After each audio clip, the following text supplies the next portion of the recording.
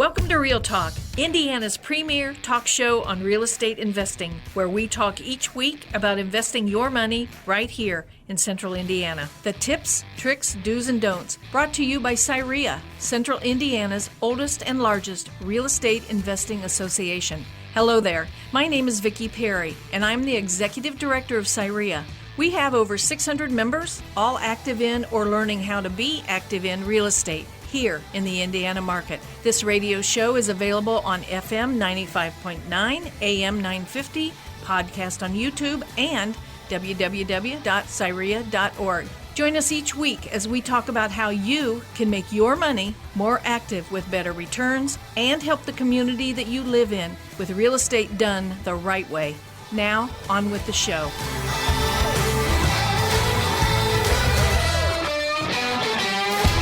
And welcome to the program. My name is Ron Watson. I am the board president for CIREIA, Central Indiana Real Estate Investors Association.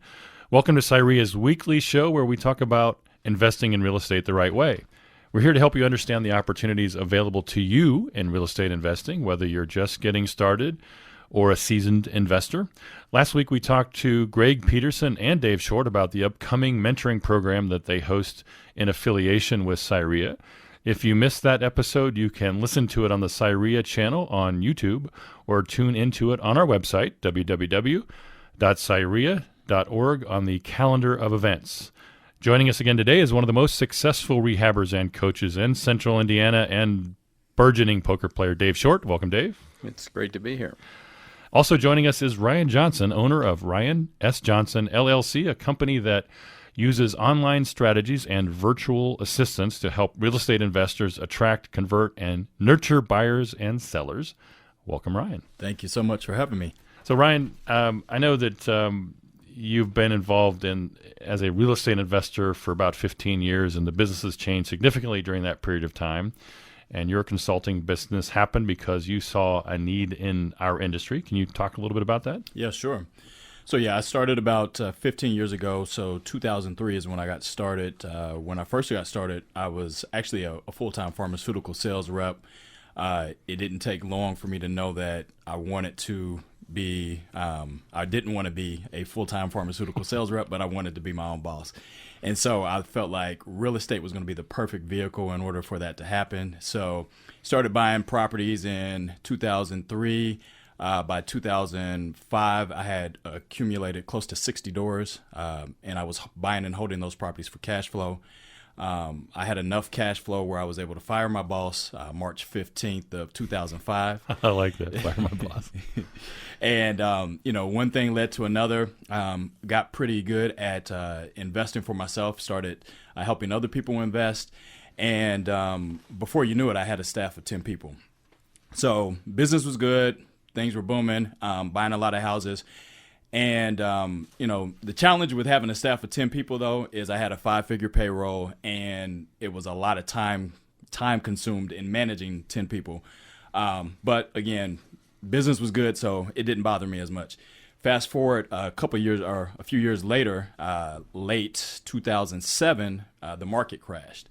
And when the market crashed, we went from selling a lot of homes on a monthly basis to some months not selling any homes. So people couldn't get loans, et cetera. And so I ended up having to let folks go, which, was challenging. And I went from being a team of 10 to being a team of 1. And from 2007 to 2009, I basically decided, I'm going to do this on my own. So I was doing all of the marketing. I was doing all of the talking to buyers and sellers, et cetera. And I didn't like my business. I didn't like having to do everything on my own, and it wasn't sustainable long term because I wasn't enjoying the business. So that's when I decided to hire a virtual assistant. And so I did some research on how to hire and train a virtual assistant, brought a virtual assistant aboard, and things changed. I was able to delegate a lot of the tasks that I wasn't enjoying in the business. I was able to focus on more of the things that I enjoyed, focus more on deal structure, and then I really became obsessed about systems and putting systems around the virtual assistants. Let me interrupt you because you mentioned a word that probably most people in our audience don't know. Okay.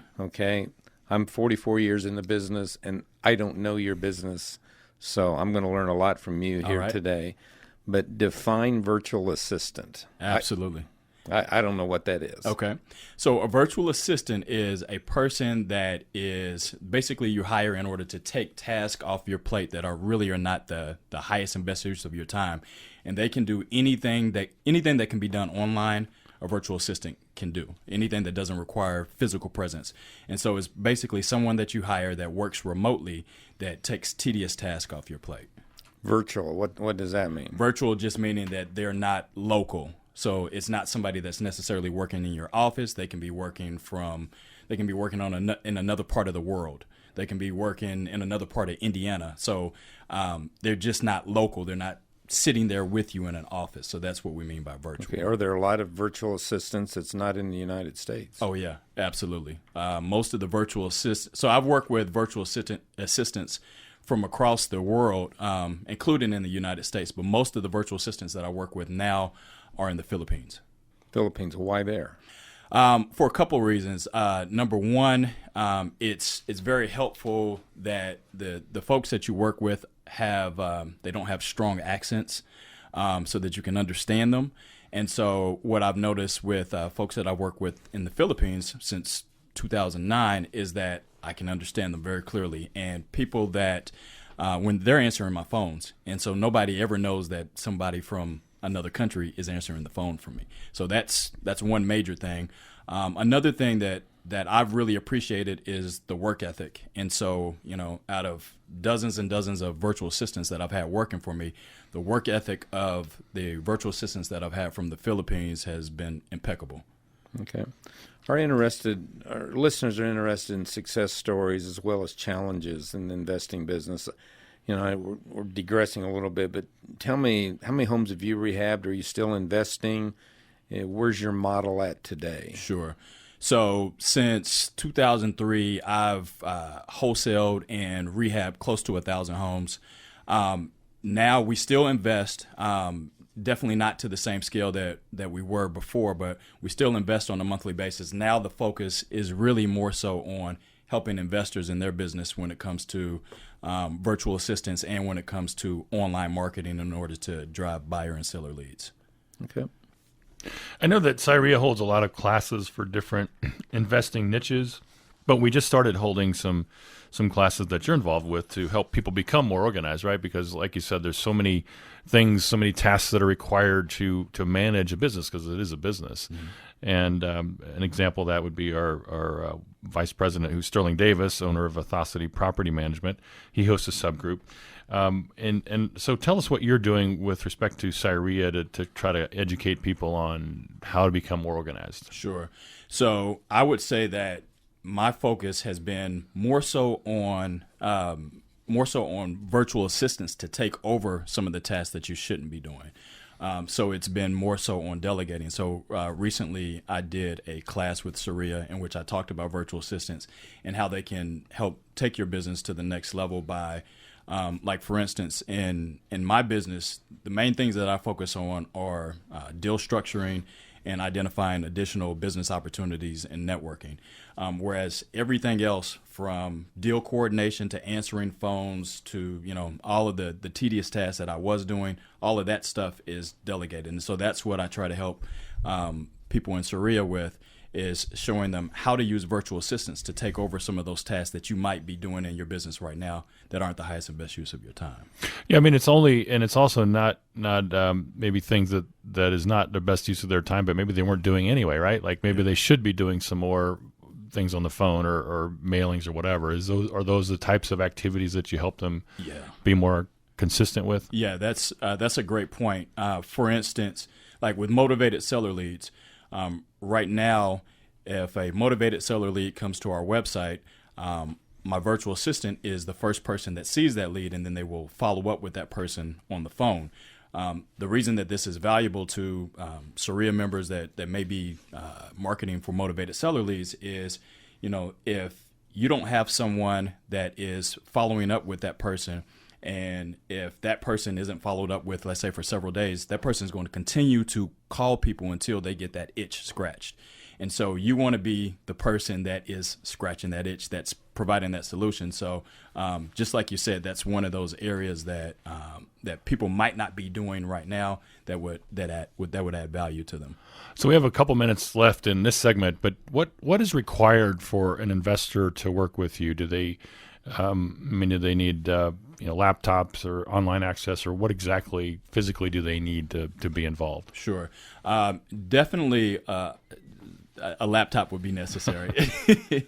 So yeah, we there's certain tools that I recommend using in your business that definitely streamline your business. So yeah, you definitely need to have a laptop and or at least mobile access so that you're able to communicate with your virtual staff.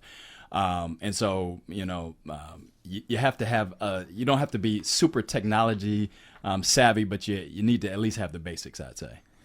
Well, that's good. That's good news, Dave. You don't have to be extremely technology, although Dave has an iPad sitting right there. I think he's probably pretty good. But my computer's 2002. So, so how do you communicate with your customers, your investors? I mean, is it always online, or is it you do phone calls? I mean, how do you keep in touch with the people that you're working with? So a number of ways. So one, picking up the phone is, still nothing replaces picking up the phone. But a lot of the communication that we also do is via Viber, which is Viber.com.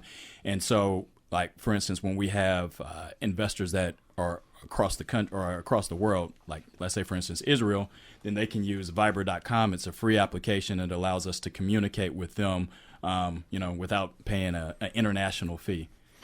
So, yeah, that's interesting. I know that this is going to be a segment where we learn a lot more about technology that people probably hadn't thought about much in terms of the real estate investing business. So I want to get more into Viber and maybe other applications or tools that people are using and how they can leverage that to take advantage of your virtual assistant processes. We're going to take a quick break. We do have the hot seat segment coming up in a few minutes. We want to get a tip of the week from Ryan as well. We have a lot more questions for Ryan coming up after this brief break. And welcome back to Real Talk. I am Ron Watson, president of the board of directors of CIREIA, and today we're speaking with Ryan Johnson and Dave Short, both very successful real estate investors, and we're talking about VAs and virtual assistants. And I know a lot of real estate investors, Ryan, get overwhelmed when they start getting into the business. They get a lot of things on their plate. How can you add value to them in that process? Sure. I think the greatest way that we can add value is taking things off of your plate that you shouldn't be doing. So, part of that comes down to, knowing what it is that you shouldn't be doing. So you need to know basically what your entrepreneurial hourly rate is. So let's say, for instance, in a wholesale deal, you're making $5,000 and on average, it takes you 25 hours to do that deal. So that means your entrepreneurial hourly rate when you're working on a deal is $200 an hour. So you need to be focused on tasks or activities that are making at least $200 an hour. And if you are the person that is screening leads and doing admin paperwork and things to that nature, those aren't $200 an hour activities. Those are $8 to $10 an hour activities that you can assign to a virtual assistant. And so I think that that's where we bring value once you actually identify how much your time is worth. So it's A, B, and C time. Keep the investor, the entrepreneur in A time. Yes, absolutely. Okay. From an experience, give us a couple of your success stories. I know Brett Snodgrass is one of our co-hosts here, and I know he swears by you. So give an example, and I know Brett won't mind us sharing with some of his things because he readily admits that, until he found you, he started getting burned out. Yeah. So, yeah, Brett is probably one of our greatest success stories. Brett has been a good friend for a while. We've done business together.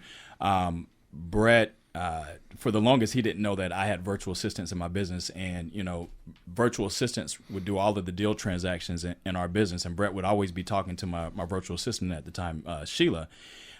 So Brett and I started talking, and I talked to Brett about some of the advantages of working with a virtual assistant. One of the things that he did talk to me about, he said, well, I don't know how I would keep a virtual assistant busy all the time. And what I told Brett is it's not about keeping a virtual assistant busy all the time. It's about thinking about what your ROI is. So if you know that a virtual assistant is going to take tasks off your plate or give you more resources in order to do at least one extra deal a month, then it's easy to see that the ROI on having a virtual assistant is exponentially greater than if you were just doing everything yourself. And so Brett took heed to that, and he started using virtual assistants, and his business has grown by leaps and bounds. And he's actually about to bring on another virtual assistant in a couple of weeks here. So I'm curious about how, if you're a new real estate investor, for example, and you're just kind of getting started. I mean, do you work with people in that category as well, or just seasoned investors, or what's your feelings about that? We work with both. The key to this, though, is to absolutely know what your game plan is before you bring on a virtual assistant. So, for instance, I wouldn't recommend bringing on a virtual assistant without knowing what task you intend to assign to a virtual assistant. So what I recommend is thinking about what you do on a weekly basis or every 2 weeks and writing that down. And then look at the tasks that you either don't like to do, don't know how to do, or don't want to do. And then those are the tasks that you would end up assigning to a virtual assistant. But you need to have some idea of what those tasks would be before you bring on a virtual assistant. So that applies to a seasoned investor or a beginning investor. So if I am new and I say, hey, Ryan, I wanted to get involved in wholesale, in the wholesale business, and you've worked with people in that business, can you kind of help them get started? I mean, a lot of those tasks that need to be completed and the Sure. things they need to do. Is that something you can help people get started and point them in the right direction? Yes, absolutely. How do you make your money with the VA? So the way that I make my money with the VA, basically we have a staff of VAs. So we have roughly about 40 VAs. And the way that we make our money is we provide these VAs for real estate investors that are looking for assistance in their business. And, we pay the virtual assistants a certain rate, and then we make the money off the top of that. And so with our virtual assistants, we actually do all of the training, et cetera, on the front end when it comes to making sure that they're real estate ready before we provide those virtual assistants to our investors. Do you provide to any other industries? So we're focused on real estate specifically. It's not that the virtual assistants couldn't help in other industries. So although our niche is real estate, you can use your virtual assistant for whatever task that you need, even outside of real estate. So for instance, we have an online marketing business. My virtual assistants help in that business as well. So it's just additional tasks that I ask them to do. Okay. Are you assigning specific people to your investors so that, like you mentioned, Brett, for example, and he has one VA that he's been working with, right? Is it the same person he gets every time, or it could be a pool of people, or how does that typically work? So Brett uses that same virtual assistant every week. The way that our process works in terms of hiring a virtual assistant, once we know what types of tasks you're looking to get done, then we will you have two options. We can either assign a virtual assistant to you based on those types of tasks because we know who would match up well with those particular tasks, or we'll narrow it down to a few virtual assistants, and then you can have the final say-so. We'll structure the interviews, and you can have the final say-so on who you'd like to move forward with. So I've actually used VAs before, and I think one of the challenges that I faced was there are a lot of people out there, right? You mentioned, there's different services that you can access, different resources or talent or whatever. But the challenge I had was to try to find somebody that had the kind of expertise and experience that I wanted and, could help me out. And there's some time involved in me trying to figure that out. Like I might try this person and it didn't really work out that well. And that person didn't work out that well. And so is that something that you'll do for your clients, is to kind of hone in on those right people and screen them and make sure that the one that they're dealing with is somebody that's going to be effective for them? Yeah, you're absolutely right. So, one of the challenges that people face when they bring aboard VAs, especially in the real estate industry, is if you're bringing aboard a virtual assistant that has no experience in real estate, it's going to take some time to ramp up somebody in, especially if they're out of the country, in U.S. real estate. So I would avoid that if at all possible and use a virtual assistant that already has some real estate experience. And so all of the virtual assistants that we use, they've been trained in U.S. real estate. and they're continuously trained and ramped up. And then in addition to that, there's the experience that I bring to the table in terms of the tools that you can use in your real estate business with your virtual assistants. So you're acting as sort of the hiring agent in some respects. I mean, you manage those folks for your investor, right? And then they deal with you. And if something didn't go right, then you could kind of manage that for your investor as well. Is that kind of how you operate? There's actually another member of our team that's an operational manager that works with our clients. So not necessarily directly with me. I'm more the person with processes and tools and systems. But if something is not necessarily going right with a virtual assistant, then we have an operational manager that can then step in and then do what's necessary in order to make sure it's a good experience. For somebody like me would be jumping into that water and being a little concerned that you could keep one busy, do you hire a virtual assistant on an hourly basis? Do you commit to so many hours per week for that virtual assistant? And what would be an average cost for a virtual assistant? Sure. So the programs that we have range from anywhere from 10 hours a week or 40 hours a month up to 40 hours a week. So like Brett Snodgrass, he uses his virtual assistant for 40 hours a week, 160 hours a month. So for the 10 hours a week, it's going to be $400 for the month. So basically $10 an hour. And then we have 20 hours a week, which is going to be $800 a month. 30 hours a week is going to be $1,080, and then for 40 hours a week is going to be $1,240. So anywhere from $8 to $10 an hour is where you're ranging for a virtual assistant. So you could hire somebody full time without benefits and for $8 an hour to help you run your business. Yes, and they can do multiple. I'm assuming they can do multiple tasks. Oh yeah, absolutely. And like I mentioned before, when you hire a virtual assistant, it might be hard to think, how am I going to keep this person busy? But once you get into the groove and see, just how many things that you're probably doing right now that you won't have to do once you delegate those tasks, you'd be surprised just how quickly that time gets filled up. One of the things that was attractive to me about that concept was, Dave mentioned that you could hire somebody, you don't have to pay them benefits, you don't have insurance and all those things, but there's other costs that you're avoiding too, right? You don't necessarily have to have an office space for them. There's some other things that you're saving as part of that process as well. I think you mentioned one of the biggest things, and that's the office space and the dedicated office space.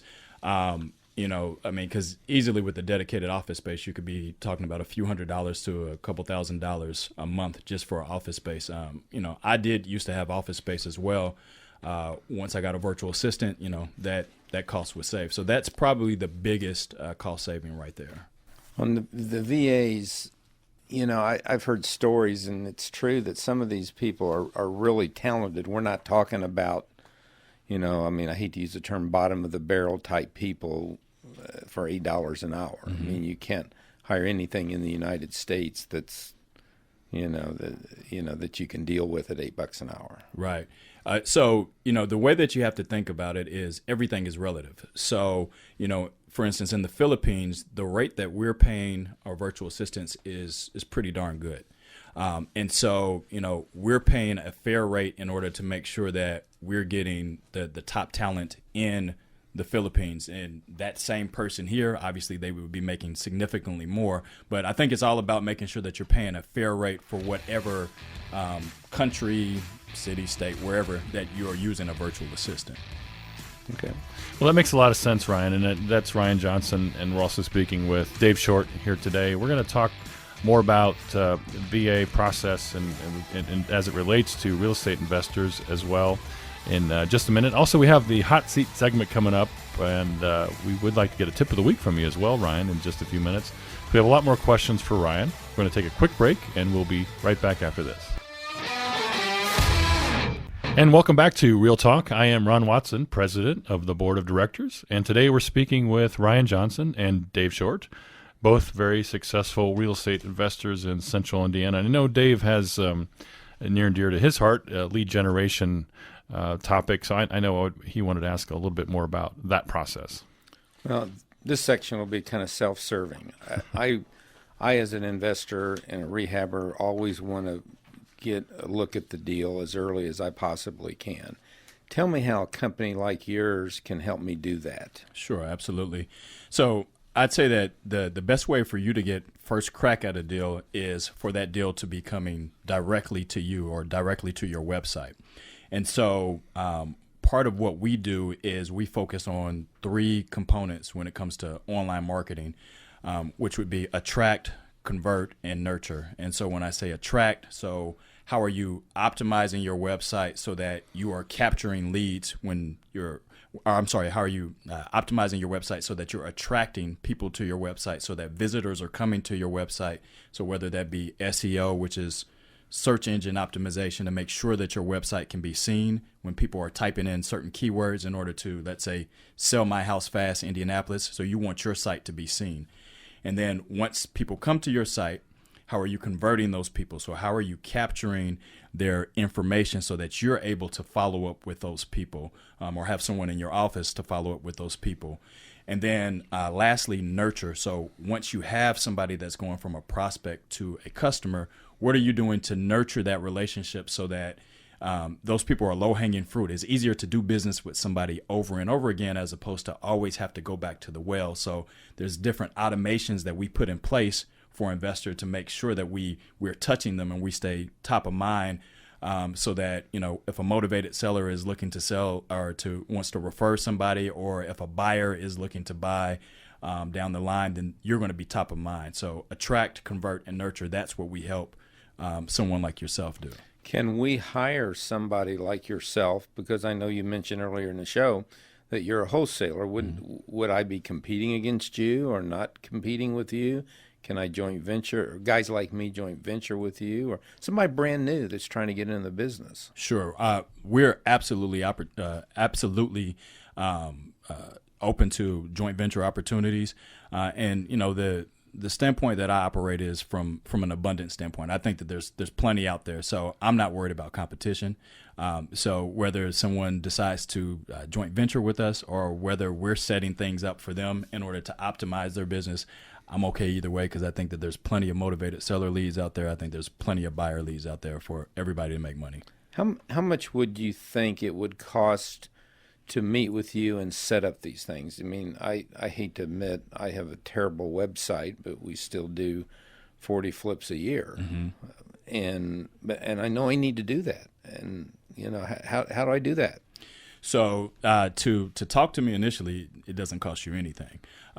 Where the cost comes in depends on what we're doing for your business. So like right now we're working on a project with CIREIA where we are optimizing their site. So we're doing a complete makeover of the site, and we're putting in lead generation opportunities for CIREIA and automated follow-up opportunities for CIREIA so that they can take business to the next level because they are an authority. So how much it costs really depends on what we do for your business, whether we're just working on the website or whether we're also putting in lead generation.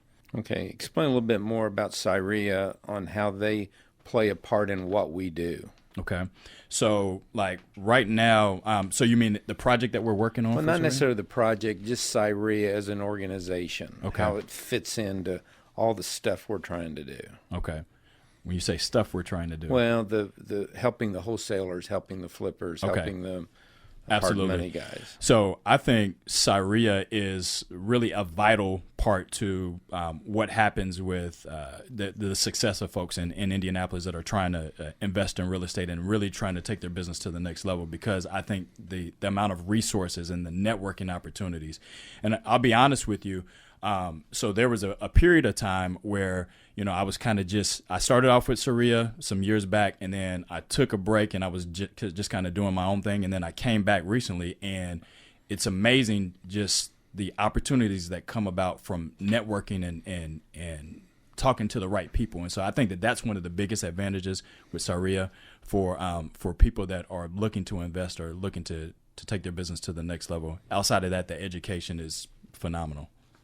Outside of the two 17-year-olds that are listening today, the concept of social media and SEO, kind of goes above everybody else's head, I think. I mean, I'll speak for myself, but I understand the concept, but, if like what you're doing with CIREIA and our website is to try to make us more efficient and to get people to notice us more readily when they do online searches, those kinds of things. Can you talk a little bit more about that and how you work with investors so that they're also more noticed and exactly kind of more details around what that means exactly? Sure, Does that absolutely. make sense?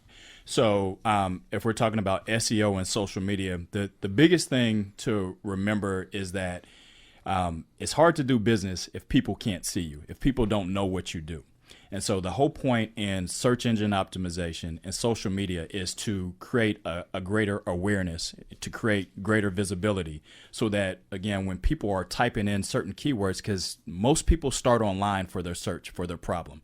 So when people are typing in certain keywords to sell their house, or people are typing in certain keywords because they want to invest in Indianapolis, then you are the person that is found. Or when they're on social media and they're, going through their timeline, they see that, hey, this person is somebody that I can actually reach out to in order to solve my issue. So you're building authority as a solution for people, and you're creating visibility and awareness. And so those are the things that you need in order to really take your business to the next level. So I don't have to be an expert in Facebook. And you're talking about social media, you mean Facebook, Twitter, those kinds of Instagram, all that kind of stuff, right? Right. And I don't have to be the expert in those areas to be able to take advantage of the things you're talking about, right? Absolutely not. No, your time should be focused on structuring deals, talking to buyers and sellers, or whatever it is that drives your business.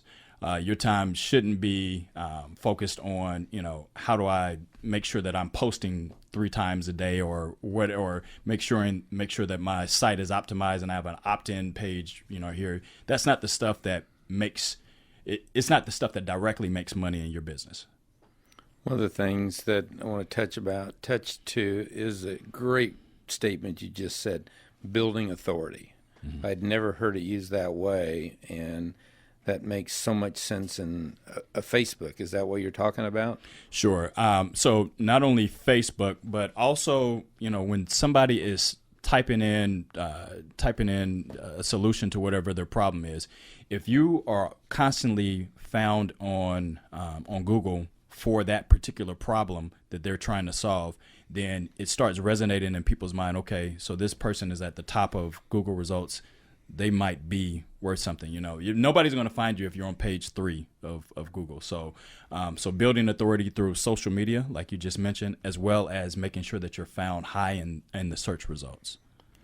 That makes me think of credibility and visibility, right? I mean, that's kind of what you're talking about. If I'm getting started as a real estate investor and I wanted to take advantage of some of the things that we just talked about, I mean, is this something that's going to take me a year to get noticed, or can we do this quickly? I mean, what kind of time frame are we talking about? That's a great question. So I would break it into a couple of components. So SEO, search engine optimization, that's more of a long game.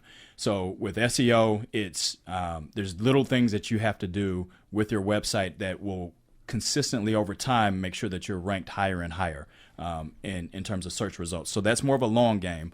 The short game would be like pay-per-click, where you're paying for an ad on Google, and anytime or Facebook, and anytime somebody clicks on that ad, then people are going to your site. So that's the short game, so that you can get instant results with something like that. Whereas SEO is the long play game, but you need both of them. Because SEO is ultimately going to save you money because you don't have to spend as much if you're ranked high in the search results, because it's free. And free is good. And Yes. so when people are looking for me, or Dave probably, they're not going to be looking for me, but they're going to be looking for Dave, and they can find him quickly and easily if he's not driving around in that beautiful truck online, right? I mean, that's kind of the idea. Absolutely. And even with Dave's beautiful truck, that's the moving billboard.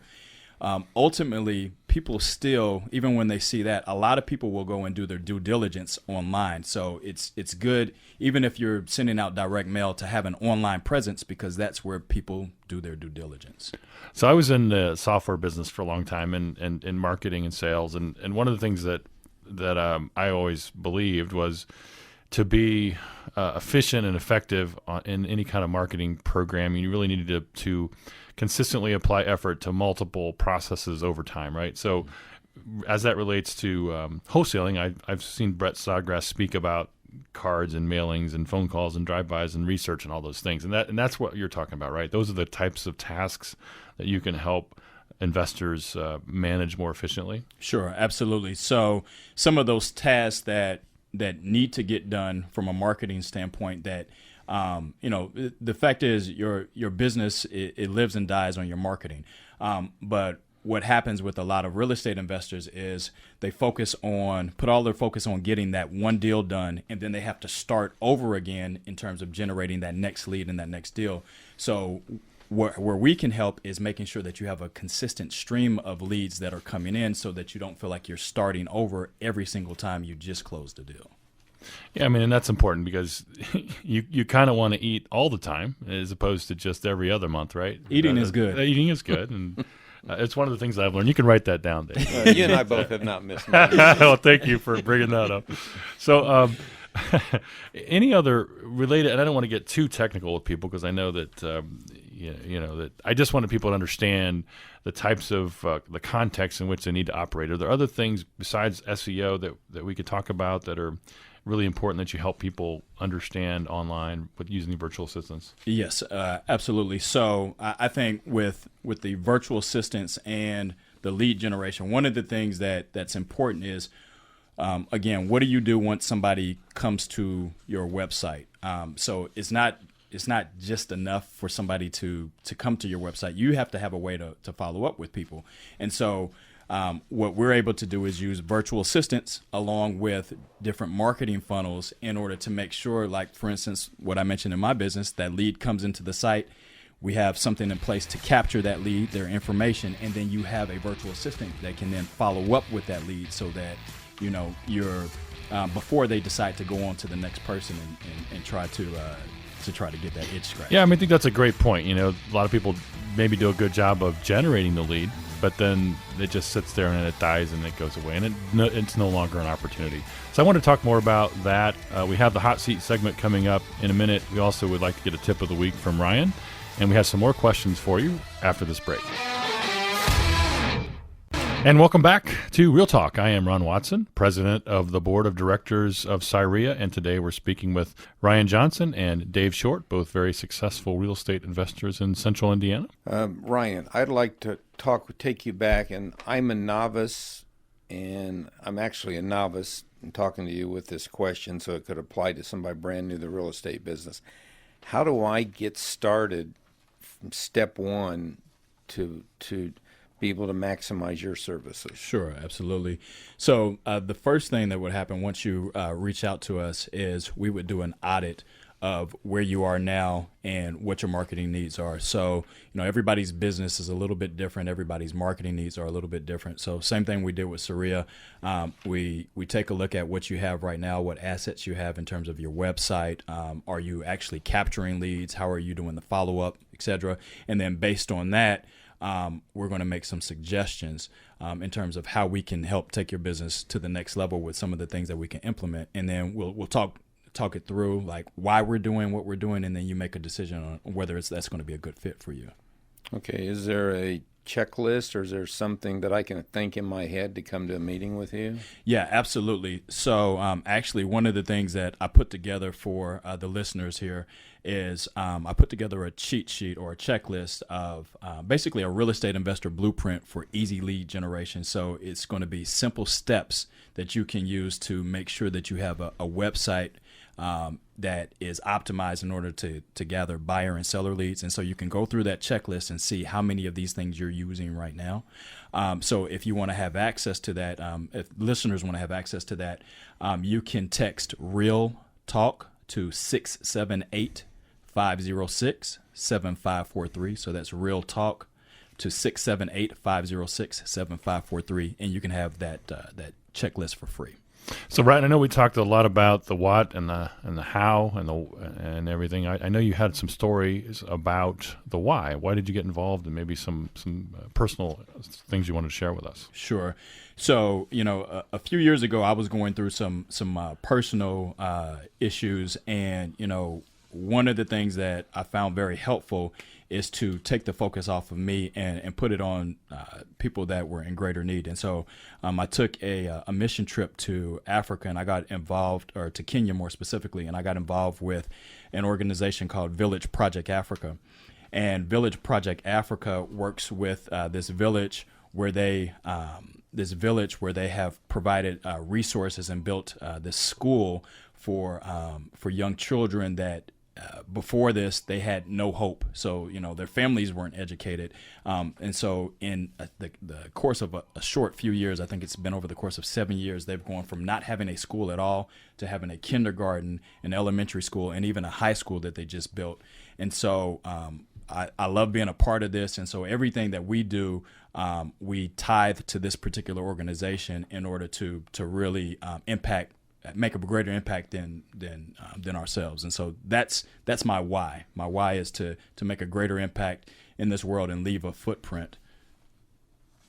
Well, that's great motivation, and that's a very interesting story. I appreciate you sharing that with us. Absolutely. I wanted to turn the table just a little bit. We usually have a hot seat type of a segment, and I wanted to ask you a few questions that maybe a little bit more challenging than some of the other ones we've kind of covered so far. But can you share with us some of the situations where maybe it didn't go very well, or where people are not being successful when they work with you guys? I mean, are there things that can go wrong?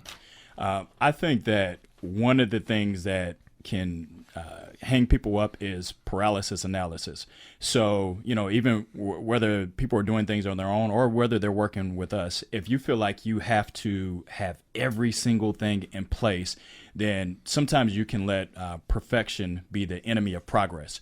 And so the main thing that I talk to people about is, you have to take deliberate action and just focus on your next one thing. Focus on your next one thing, and we will continue to do one thing at a time in order to get you ultimately to where you want to go. Yeah, and I see that. That's a great. I love that phrase you just said. Say that one more time. The perfection. Perfection is the enemy of progress. I like that. Yeah, we have to put that on a billboard somewhere. Along with food is good. And food. Well, I already had that one. I've got in my car, but the other one I didn't have yet. But that's good. So I mean, give me an example maybe of something that where you've worked with an investor and it went really well. Like you're really proud to talk about them as an example. Okay. So I mean, if we're talking about the virtual assistants more specifically, I mean, I think Brett is really a great example. Because I was working. I mean, I knew Brett before he was, selling the volume of houses that he's doing now. And not that necessarily a virtual assistant is the reason that he's selling the volume of houses that he's doing now, but a virtual assistant definitely is responsible for helping alleviate some of the stress that he was experiencing when he was growing his business. So I think that that's a great success story. And one of the things that I can anticipate somebody sitting out there thinking, man, I'd like to get involved in this process somehow, but I'm just not very technically astute. And so that's a burden or a obstacle for them. Mm-hmm. Is that something they need to worry about? No. Again, going back to the beginning, as long as you can open up a laptop, you should be fine. I mean, honestly, what we do is we take a lot of those tasks off your plate that you really shouldn't be worrying about, and including some of the technical things. So you at least need to be open-minded. Some of the things that we're going to do are going to be online, but you're not necessarily going to have to be the one that's, setting up these Facebook ads or lead generation pages. We're going to do that. We just want to make sure that you understand what we're doing. What if somebody sets up a process, lead generation process, they're getting leads, but they don't do anything with them? I mean, are you there to say, hey, maybe you need to do something different or take a next step? Or, I mean, do you kind of prod people along potentially? Yes, absolutely. So that's part of the audit process. If you're getting leads that are coming into your business and you're not actually converting those leads, then you're wasting your marketing dollars. And so part of what we do during that audit is see just what you're doing with those leads once they're coming in, if you do have leads coming in, and then we help optimize that process. Do you have any kind of post-mortem analysis process that you do to say, okay, you generated 50 leads this month and you turn those into good opportunities and you close 6 deals out of that or whatever? I mean, is that something you help kind of measurement process along the way? Yeah, we do have a measurement process. It's we don't necessarily know how many deals they're closing unless they share that information, but we are able to see how many leads are coming in and how many of those leads are converting. And so a conversion could be something as like them actually providing their email address so that you can then follow up with them, or filling out whatever form you have on your site. So we do have ways to measure that. Absolutely.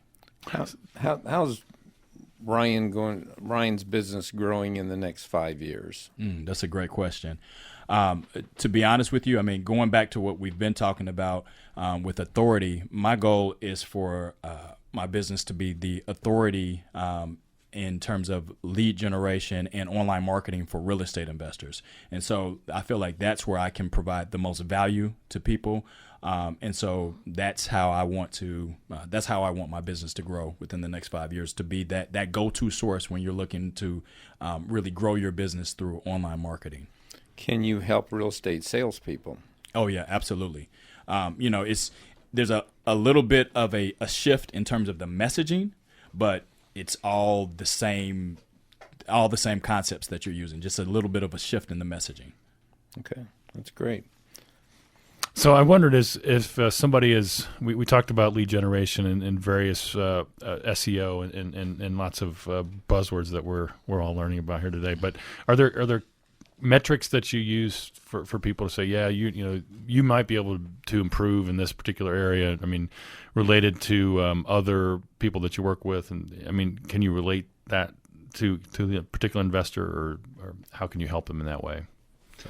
Well, I mean, I guess what I'm wondering is, and I've confused the whole room here, but I guess what I'm wondering is, if I'm doing this, going down a process, I've generated 5 leads. Somebody else is got another process and they've generated 25 leads. Maybe I'm doing something wrong, right? Mm-hmm. So is there a way for you to identify, hey, you might want to shift in your process a little bit? Sure, absolutely. And some of that comes down to what you're willing to invest as well. So, somebody that may be, let's say if we've got 2 people and everything is equal in terms of the way they've got their site set up, et cetera, it might come down to how much money you're spending in marketing dollars. So how much money are you spending in order to drive visitors to your website? So somebody that has 25 leads and they say, hey, my ROI is going to be pretty great, because it's a numbers game in real estate, we know. My ROI is going to be great if I convert even, a couple of these leads, then you see that it's worth spending that extra money to drive visitors to your site. So I kind of put myself on the hot seat there. That was kind of nice. But anyway, before we wrap up, I wanted to make sure that you had a chance to share your contact information and also a tip of the week with the listeners. Okay, absolutely. So if you'd like to find me, you can go to our website at RyanSJohnson.com. That's RyanSJohnson.com. And my email address is Ryan@RyanSJohnson.com.